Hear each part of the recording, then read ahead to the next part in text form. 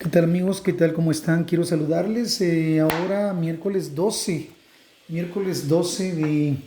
de abril y quiero compartir con ustedes pues el tiempo con Dios. El título es David lamenta la pérdida de Saúl. Y bueno, aquí estamos viendo ya una situación, es decir, Saúl y sus hijos acaban de morir en la batalla. Este informe ya le llegó a David, como recordarán, ya le llegó y David se encuentra triste, hizo un cántico también acerca de todo esto, pero llega su momento en que una vez que ya David sabe que Saúl murió y todo, pues le pregunta al Señor, ¿verdad? Le pregunta, ¿qué es lo que debe hacer? ¿Qué se supone que debe hacer David ahora? Ya murió el rey, ya ahora estoy aquí, pero sé que tú me elegiste para rey, me ungiste en aquellos años y después de pasar tantas cosas, ahora estoy aquí, Señor, ¿qué debo hacer? Y vemos aquí en esta historia, la de hoy, comenzando en el versículo 1 del capítulo 2 de segundo de Samuel, dice, David consultó al Señor y le dijo, ¿debo ir a alguna de las ciudades de Judá? El Señor le contestó, sí, debes ir. Entonces David preguntó, ¿a dónde debo ir? Y el Señor respondió, a Hebrón. Y es ahí donde David, después de consultar, obedece al Señor y le dice bueno, le dice al Señor, vete a Hebrón, y David obedece, toma toda su gente, sus pertenencias, toma su familia y se dirige a Hebrón y se instala en Hebrón. Cuando él llega a Hebrón, de acuerdo a la lectura, el pueblo de Judá lo recibe y lo nombra rey de Judá. ¿Sí?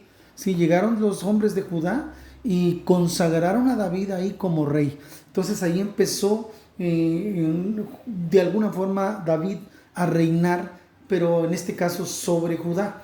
La lectura se divide en dos partes. Primeramente David consultando al Señor preguntándole qué hago. Y la segunda parte aparece la figura de un hombre llamado Abner que había sido el comandante en jefe, el general del ejército de Saúl. Él salvó la vida en la batalla, murieron los demás, pero él no.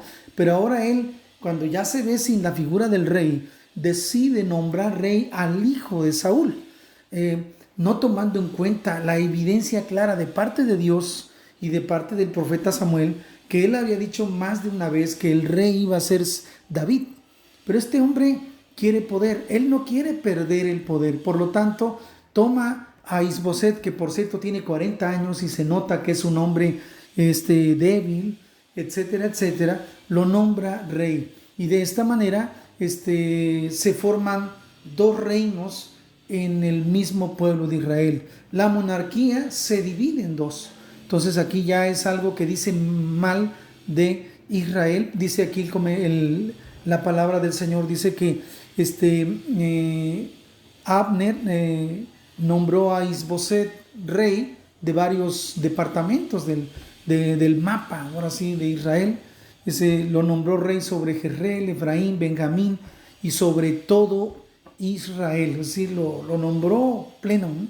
Entonces, pero lo que realmente se nota aquí es que Abner está tratando de perpetuar su poder y su autoridad. Él no puede nombrarse rey, él no puede nombrarse rey porque indudablemente no lo puede hacer, no le da lugar el linaje, pero sí puede nombrar a Isboset, que es hijo de Saúl, pero para perpetuarse él en la autoridad que él tiene. Entonces vemos aquí la historia, vemos cómo David obedece al Señor consultándolo, ¿sí? Y bueno, y vemos a un hombre como Abner que no está obedeciendo la voz de Dios. El comentarista aquí dice, Isboset es proclamado como rey de Israel. ¿Quién lo proclama? Abner, ¿sí? El general del ejército de Saúl.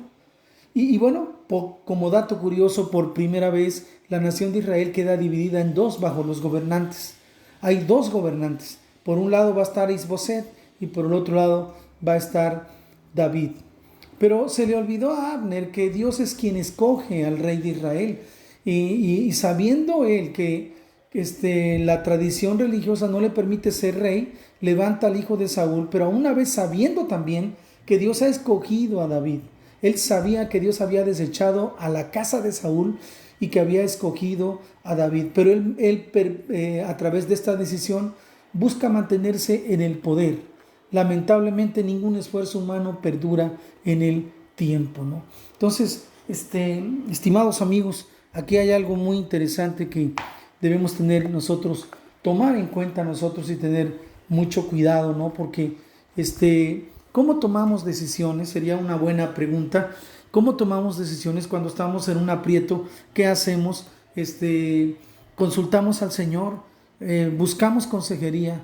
¿O nos aferramos a algo que según nosotros es para nosotros y no lo vamos a perder, aun cuando quizá Dios no esté de acuerdo? Eso es lamentable, eso es algo que debemos tener cuidado, estimados amigos. Viene aquí una pregunta que está muy interesante. Dice, ¿cuál es la ambición que tengo que considero más importante que la voluntad de Dios y cómo debo lidiar con ello? Fíjate bien la pregunta. ¿Cuál es la ambición que tengo que considero más importante que la voluntad de Dios? ¿Será que tienes alguna ambición en tu corazón que la consideras más importante que la voluntad de Dios? Es decir, que si Dios dijera no es por ahí, aún así, ¿tú te empeñarías en realizarla? Fíjate bien cómo está esto muy, muy interesante. Y yo creo que esto nos enseña muy bien. David, en medio de todo lo que él comete errores, es verdad, pero él consulta a Dios.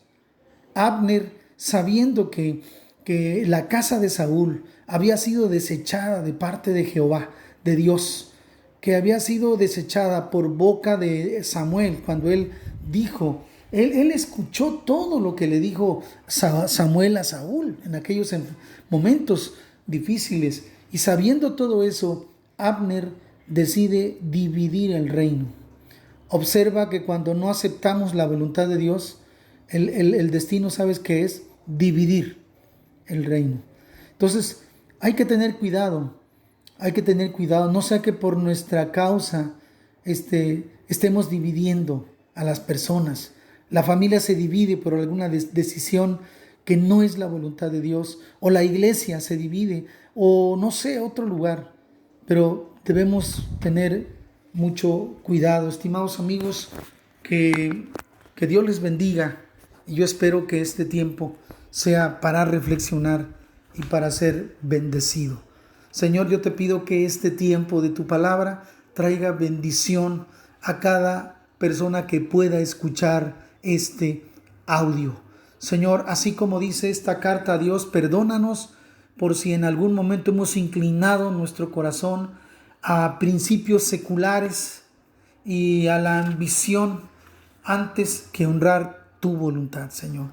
Padre, te damos gracias en el nombre de Jesús. Amén.